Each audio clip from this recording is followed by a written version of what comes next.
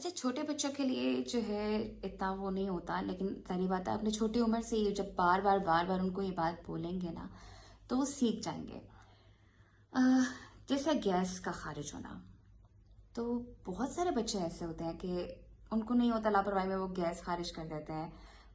अब थोड़े से ज़ाहिर बात है, जब बड़े होते हैं 3-4 साल 5 साल से ऊपर के, तो तब क्योंकि उनकी खुराक ऐसी होती है कि वो बू ज़्यादा होती है उससे, तो उस चीज़ वक्त उसका भी उनको ख्याल रखना आता हो। वो या तो उस कमरे से बाहर निकल जाए, अगर पॉसिबल हो तो उस जगह से हट जाए जहाँ पे लोग हैं, ताकि किसी को उनकी वजह से किसी किस्म की परेशानी ना हो, उलझन ना हो, तकलीफ ना पहुंचे। या फिर आप उनको सिखाएं कि वो माजरत कर लें कि सॉरी, ऐसा हो रहा है, मैं नहीं रोक सका या नहीं रोक सकी। और अगर पास कोई खुशबू हो तो वो स्प्रे कर लें, मतलब कोई भी उसका ऑल्टरनेटिव तरीका देकर उसका इंतखाब करें, और वहां पर किसी के लिए जहमत का बायस ना बने। और ये आदत, बेशक वो छोटा बच्चा हो, उसमें ये आदत जब आएगी तो आहिस्ता आहिस्ता करके यही आदत वो आगे भी अपनी बढ़ती उम्र के साथ लेके चले।